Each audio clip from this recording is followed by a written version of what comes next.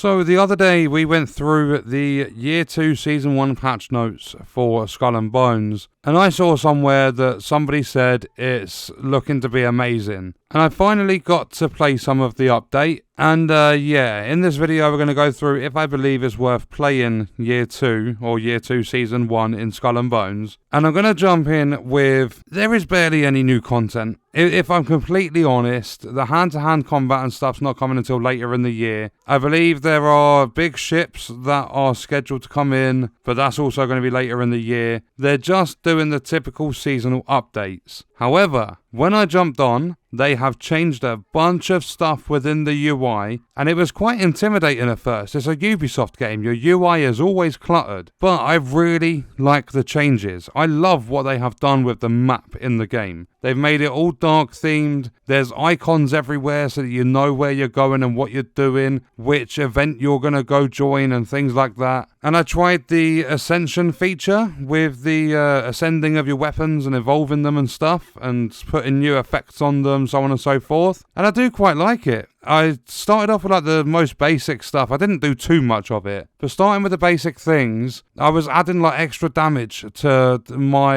Skurlocks, long nines or whatever they're called, and it's just going to help you in combat. The one thing I noticed, because I'm pretty sure I had most of my ships at like the highest rank when the game first launched, I'm now like a little fish in a big pond. My Brigantine is rank 9, and that makes it tough. I went and did a bunch of like small sort of quests. I did some more stuff with, what's his name, Skurlock? I can't remember his name, and I've not long played the game. But yeah, I've done some quests and stuff with him, and then the one thing that I wanted to get done was to unlock World Tier 2, because they say that you can get ascended stuff, drop off enemies and everything like that. So I went and I did the quest to unlock World Tier 2, and it was a nightmare. They recommend you are rank 11 with your ship. As I said, I'm rank 9. And yeah, what they do is they get you fighting essentially an elite from multiple factions. But for most of it, you are on a timer. So you're going to have like 15 minutes to defeat 5 of this faction, and they're all going to come after you as well. Then you're going to have to defeat 8 of this faction. Then you're going to have to take down the leader for this faction. And I died so many times. I was respawning, going and grabbing my loot, fighting again with like a quarter of my health bar missing, dying again, ending up having to go back to land, repair my ship fully, get back out there and do it all over again. Luckily, I think I had about 45, maybe 50 seconds left before the final enemy came in. And this enemy doesn't have a timer. I did die maybe 3 or 4 times to this boss. I think it's Vikram.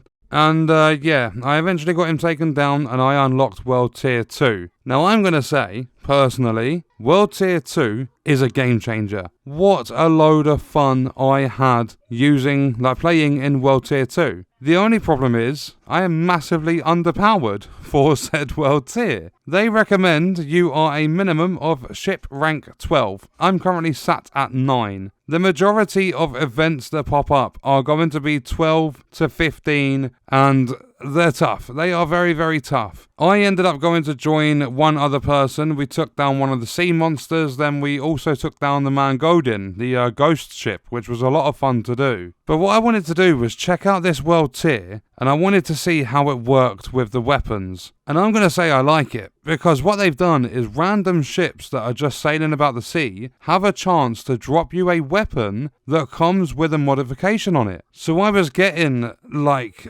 tier 3 weapons drop off ships that came with a mod. I was getting random bombards, cannons, things like mortars and shit, and they were coming with mods on them. I love that they have done that, because it's going to help players that are a low level, like underpowered like me. It's going to help them get themselves built up, taking down some of the weaker enemies without needing to do events. And I'm a sucker for a gear grind. I spent, I think, over 200 hours perfecting one of my builds in the Division 2. I absolutely love a gear grind, and I've enjoyed Skull and Bones through and through. When I got to the end game with all the manufactories, I started getting very bored. Couldn't find anything to do on the game that I hadn't already done, so I left it on the back burner, and then I came back to revisit the game in 2025, having not played it for quite a while. Saw that they were releasing Year 2, jumped on for Year 2, and actually had some fun. And now I have a a purpose, a reason to play this game. I can go and destroy ships, get some cool weapons, put them on my ship, make myself stronger, level all those weapons up, go and take down stronger ships, do the same over and over again. I actually have something to do on this game. I'm not gonna, like, the next time I play this game, I'm not gonna load it up and just go and run manufactories, getting some pieces of 8 and stuff. I really enjoy what they have done with World Tier 2 and the fact that you can actually get weapons to drop off random enemies that are just sailing about, and they have all these mods and stuff on it. It gives you such a